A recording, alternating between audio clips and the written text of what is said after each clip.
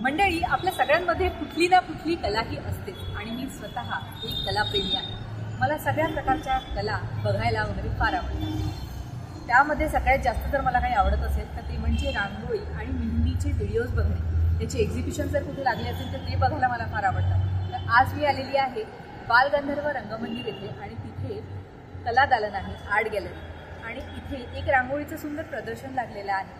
ते प्रदर्शन 30 जानेवारीपासून 3 फेब्रुवारीपर्यंत होतं, म्हणजे उद्याची 3 तारीख आहे, उद्यापर्यंत हे प्रदर्शन होतं, म्हणजे त्यांनी एक दिवस एक्सटेंड केलेला आहे। 4 तारखेपर्यंत हे एक्झिबिशन राहणार आहे। इथे 4-5 वाजेपर्यंत एक्झिबिशन इथे राहील। जर कोणाला बघण्याची इच्छा असेल तर तुम्ही नक्की इथे येऊन बघू शकता। अप्रतिम रांगोळ्या इथे काढलेल्या असतात, त्याच्यामुळे आपल्याला इतकं छान वाटतं ते बघण्यासाठी। खूप सुंदर प्रदर्शन असतात कला दर्पणचे। तर आपण मागच्या वेळी पण बघितलं, जर तुम्ही मागचा जर ब्लॉग बघितला असेल तर तुम्ही तिथे पण बघितली। रमणबागच्या शाळेमध्ये आपण खूप सुंदर ती रांगोळी बघितली होती श्रीरामांची, ती या कला दर्पण यांनी सादर केलेली होती इथे त्यांचं प्रदर्शन, आणि आज त्यांचंच प्रदर्शन इथे लागलेलं आहे। तर आपण हे बघायला जाणार आहोत। चला। इथे मंडळी सगळ्यांना प्रवेश निःशुल्क आहे आणि फोटो आणि व्हिडिओ काढण्यास सक्त मनाई आहे, त्यामुळे तुम्ही व्हिडिओ काढू शकत नाही। तुम्हा सगळ्यांना बघता यावं यासाठी मी खास त्यांच्याकडनं परमिशन काढून घेतलेली आहे। भरपूर रांगोळ्या आहे, पण मी सगळ्या तुम्हाला दाखवू शकणार नाही आहे। अगदी मोजके आणि ज्या खूप युनिक आहेत त्या मी तुमच्यासाठी शूट केलेल्या आहेत। जगन्नाथ भगवान यांच्यासाठी 56 भोग यांचा नैवेद्य आहे, त्याचीही तयारी सुरू आहे।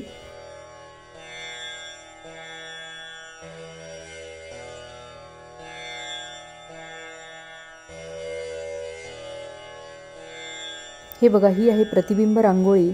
तुम्ही बघू शकता, हे हनुमानाचं चित्र स्टीलच्या रॉडमध्ये दिसतंय, किती सुंदर केलेलं आहे।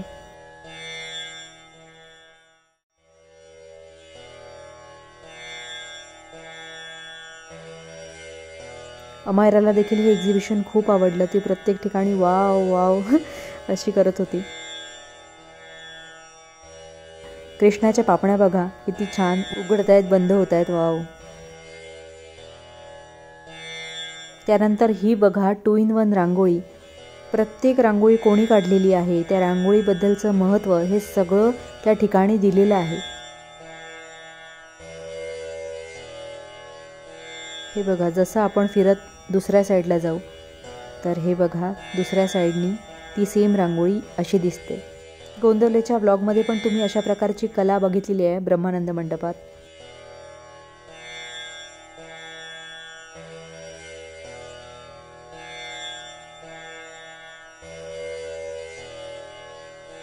हे बघा, मंदिराच्या आत मूर्त्या आहेत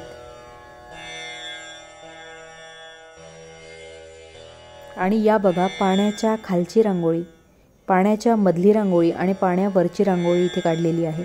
ही पाण्याच्या मधोमधली रांगोळी आहे, खाली पाणी, वर पाणी आणि मध्ये रांगोळी काढलेली आहे। आणि ही पाण्याच्या वर काढलेली रांगोळी आहे, पाण्यावरची रांगोळी। तीनही प्रकार, खाली, वर आणि मध्ये। सगळ्या मीडियाने सुद्धा हे कव्हर केलेलं आहे एक्झिबिशन। रांगोळी बघायला येणाऱ्या बऱ्याच लोकांनी इथे हे अनुभवलं की जगन्नाथपुरीला ते लोक जाऊन आले, पण एवढी छान माहिती जगन्नाथ भगवानांची कोणीही दिलेली नाही आहे। इतक्या छान पद्धतीने प्रत्येक रांगोळीच्या वर त्यांनी ती माहिती दिलेली आहे। मी फक्त 3-4 शूट केलेले आहेत तुमच्यासाठी। बाकी मला असं वाटतं की तुम्ही इथे स्वतः येऊन बघावं, किती सुंदर वाटतं हे प्रदर्शन बघण्यासाठी। जास्तीत जास्त लोकांनी हे प्रदर्शन पाहावं अशी त्यांची इच्छा आहे आणि त्यासाठी त्यांनी संडेपर्यंत ते एक्सटेंड केलेलं आहे। 4 ते 5 वाजेपर्यंत हे एक्झिबिशन इथे राहणार आहे। तर जर तुम्हाला शक्य असेल तर नक्की हे एक्झिबिशन इथे येऊन बघा। यावर्षी शक्य झालं नाही तर पुढच्या वर्षी नक्की या, कारण प्रत्येक जानेवारीमध्ये कला दर्पणचं एक्झिबिशन इथे लागत असतं। शुक्रवार पेठेमध्ये यांचे रांगोळीचे क्लासेस चालतात। तर मंडळी, कसा वाटला हा व्हिडिओ सांगायला विसरू नका। असेच नवनवीन व्हिडिओ पाहण्यासाठी या चॅनलला नक्की सबस्क्राईब करा आणि भेटूया पुढच्या व्हिडिओमध्ये। तोपर्यंत बाय बाय।